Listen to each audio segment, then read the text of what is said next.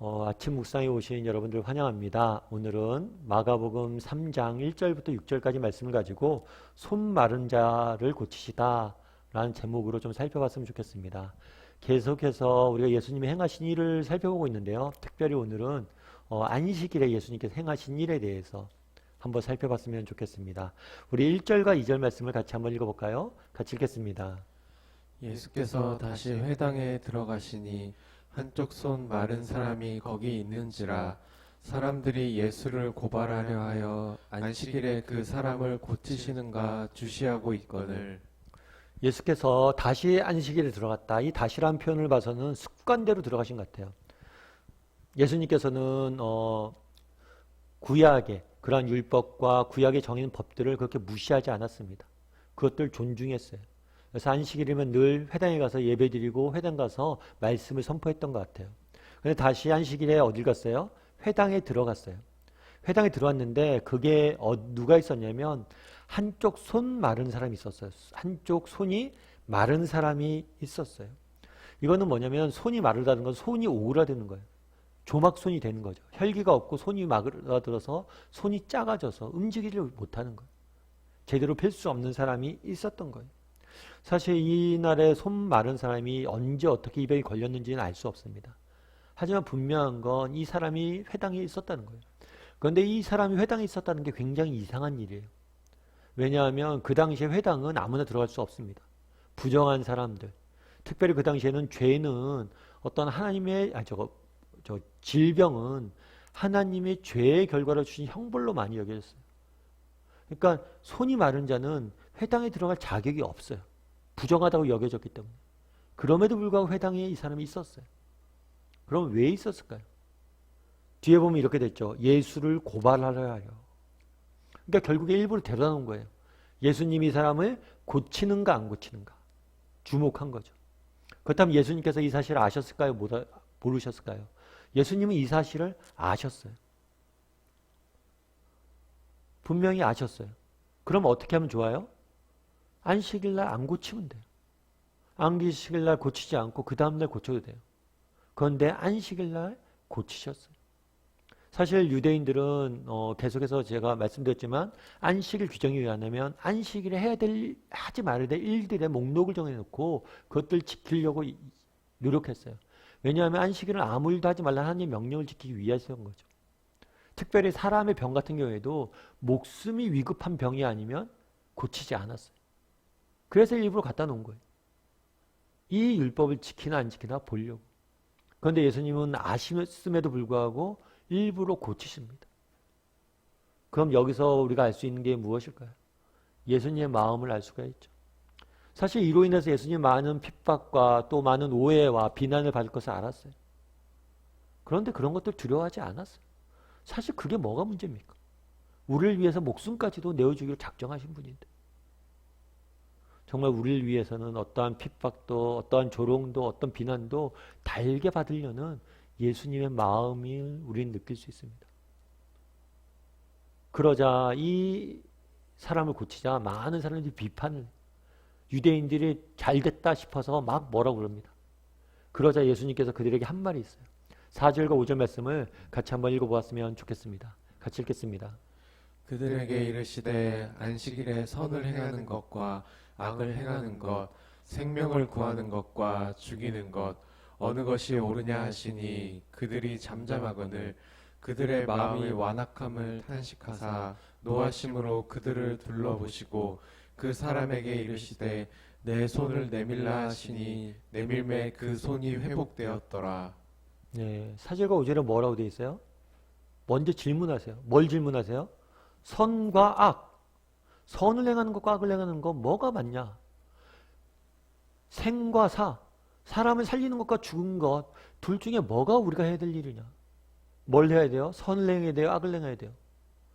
사람을 살려야 돼요? 죽여야 돼요? 선을 행하고 사람을 살려야죠. 결국에 이 질문을 한 이유는 뭐예요? 하나님 다시 물은 거예요. 율법을 주신 목적이 뭐냐는 거예요. 율법을 주신 목적이 선을 행하고 사람을 살리는 건데 너희는 뭘 하냐는 거예요.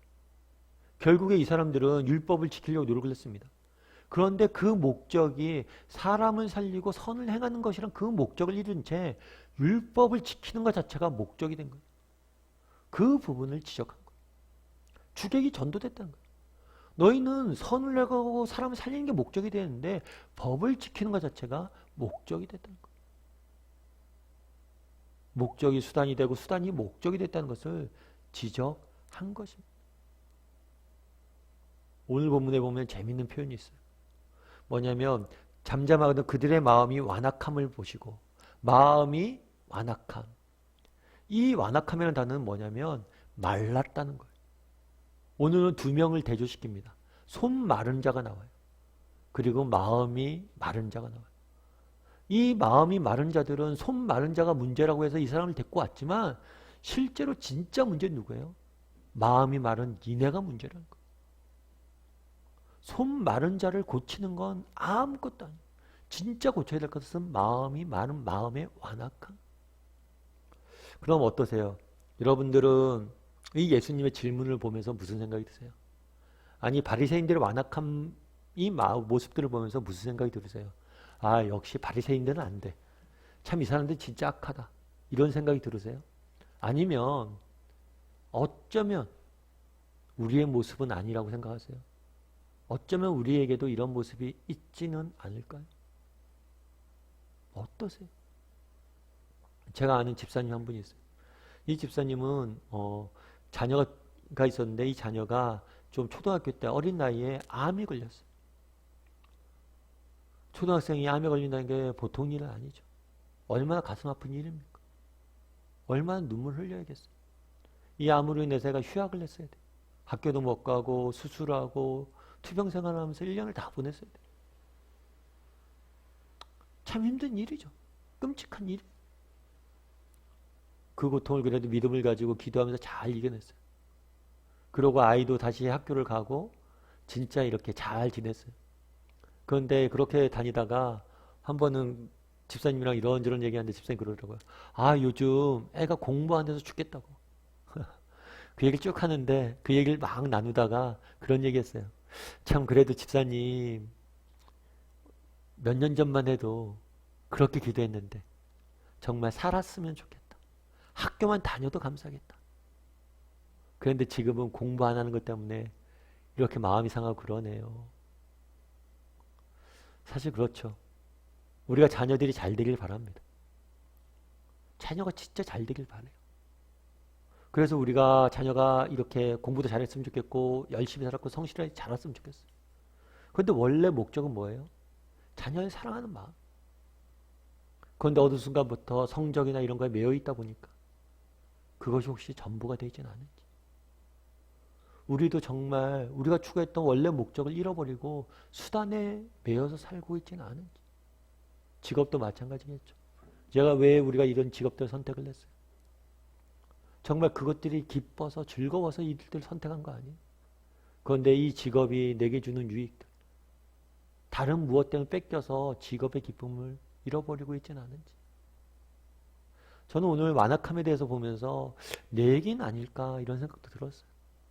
사실 저는 제일 부러웠던 돌아가고 싶으면 언제로 돌아가고 싶냐면 청년부 때로 돌아가고 싶어요. 그때는 제가 풀타임 사역장 아니었거든요. 그런데 정말 교회에서 봉사하는 게 너무 좋았어요. 그래서 학교 끝나면 직장 끝나면 늘 저녁에 교회 가서 기도하고 정말 말씀 보고 청년들이랑 모여서 말씀 공부하고 전도 나가고 교회 일을 하고 정말 교회에서 돈 한 푼 안 주고 뭐 칭찬 하나 안 해도 그냥 하나님 집에서 봉사하고 그것이 기뻐서 했어요. 그런데 어느 순간부터 봉사가 기뻐서 봉사를 했는데 어느 순간부터 봉사하고 칭찬 누가 봉사하다 보면 칭찬해 줄 거 아니에요. 그 칭찬에 매이고 다른 무언가에 계속 매이는 거예요. 정말 우리가 믿음을 왜 가져? 정말 하나님 기쁘고 하나님 사랑하고 그게 너무 좋아서 그랬는데 다른 무엇인가에 매여 있지 않은가? 내가 목회자라서 내가 병들어 있지 않은가? 그 젊은 날 가졌던 그 순수함들이 내 안에 있지 사라지지 않았는가? 바리새인들도 그랬을 거 아니에요? 처음에 왜 말씀을 공부했겠어요? 왜 율법을 그렇게 지키려고 했었겠어요? 정말 사람을 사랑하고 하나님을 사랑했기 때문에 그런 거예요. 그런데 어느 순간부터 법 자체가 목표가 돼서 사람이 도구가 된 거죠. 그런데 우리에겐 이런 마음들이 없을까요? 우리에겐 이런 모습들이 없을까요? 참 요즘 저는 많이 기도합니다. 개인적으로. 정말 그날의 그 정말 기쁨들을 회복시켜달라고. 아무것도 없어도 하나님만 섬겼던 그날의 기쁨을 회복시켜달라고. 우리 자녀들도 정말 지금 당장 뭐 내가 원하는 대로 뜻대로 안 되지만 우리 자녀 처음 태어났을 때 어땠어요? 나한테 아무것도 안 해줘도 그냥 기뻤잖아요. 우리 자녀들 어렸을 때 사진 보면서 야 그때 이렇게 귀여웠는데 그 자녀를 보는 마음들 회복시켜달라고 기도합니다. 정말 여러분들도 정말 한번 돌아보세요. 우리의 마음에 정말 어떤 마음으로 우리가 살아가고 있는지.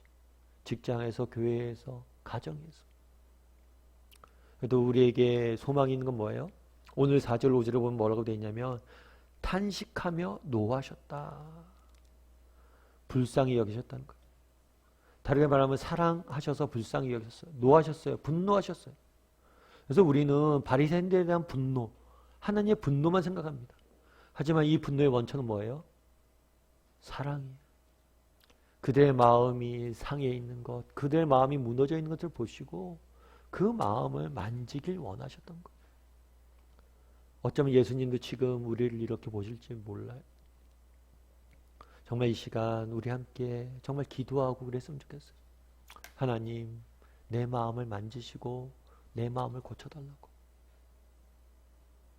정말 내 마음속에 기쁨이 사라졌다면 기쁨을 회복시켜 주시고 내 마음이 정말 본질로부터 벗어나서 다른 무엇인가를 추구하고 있다면 정말 그때 가졌던 그 순수했던 초심과 그 첫 마음들을 회복시켜 달라고.